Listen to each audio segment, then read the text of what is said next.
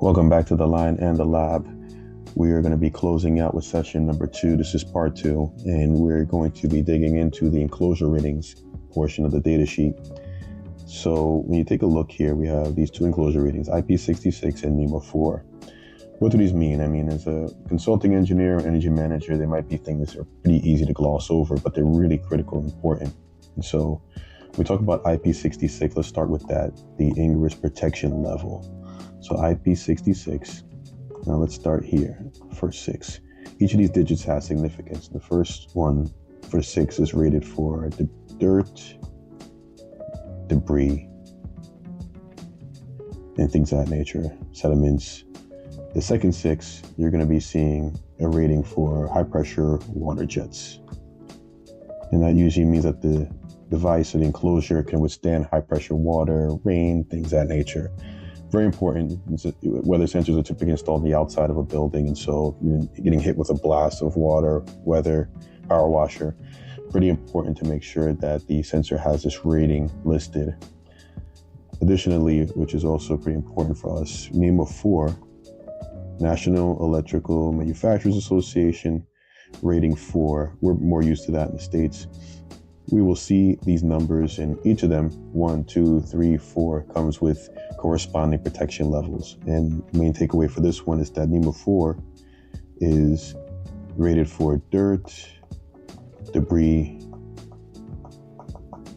snow, sleet, in some cases ice formation. There's a lot of different things that you can see here, and so ultimately you want to make sure that a NEMA 4 rating is appropriate for your setting.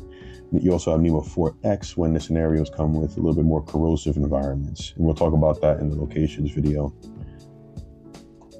Now, going further down, we have the transmitter selections and humidity output selections. Now, again, this could throw anybody off. It's a lot of language, but we'll take it slow and we'll just talk about the more broader aspects here. We'll spend time in another video to dig into the details between the different sensor types, but let's start here with the thermistors. Thermistors are resistance-based temperature sensors, and you can see there's different types, the 1.8K, 3K, 10K2, 10K3. Ultimately, you want to make sure that this value, whatever setting is selected, matches with whatever is back at the energy management system or control system and is appropriate here.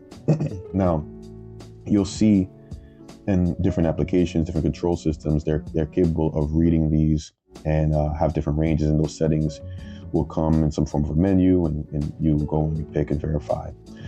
Now, thermistors are low cost, and they're typically more widely installed and relatively acceptable for some of the conditions we're going to see for outside, negatives up to the high hundreds, low hundreds, 100, 120, maybe maximum, or 100, depending on where you are. Now, when we talk about RTDs are a lot more rugged and typically for more critical environments in the context of a weather sensor. Some of the upper ranges that you're going to see are not going to be in touch with an RTD can sense.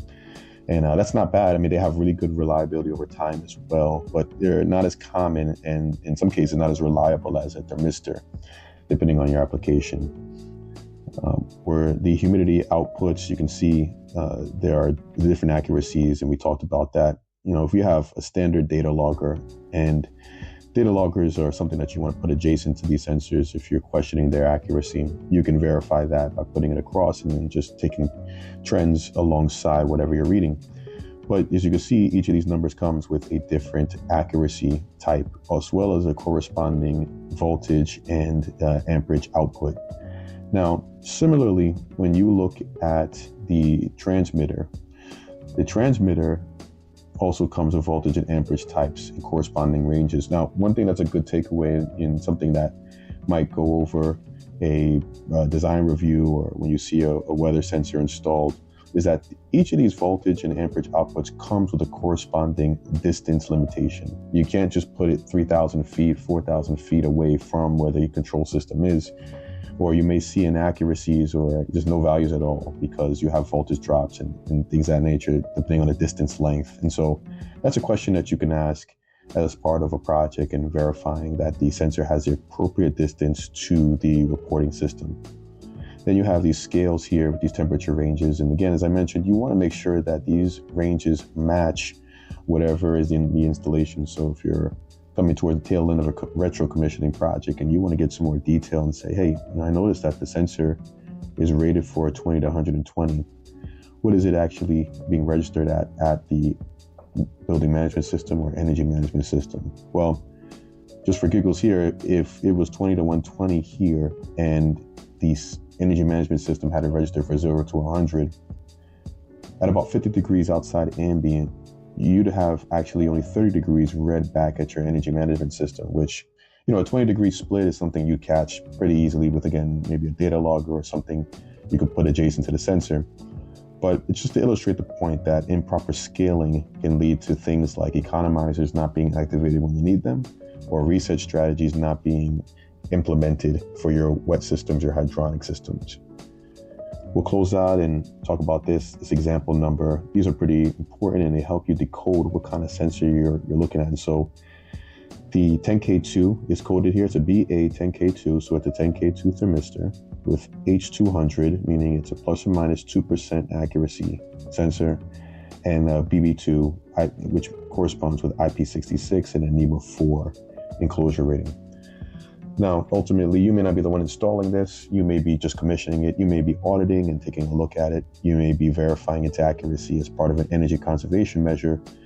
But the idea here was just decode some of the language on the data sheet and make it a little bit more approachable as part of a review. And that's something we'd want to skip because it has some pretty valuable impacts to the operation of our system. That's all for today, and see you in the next lab session.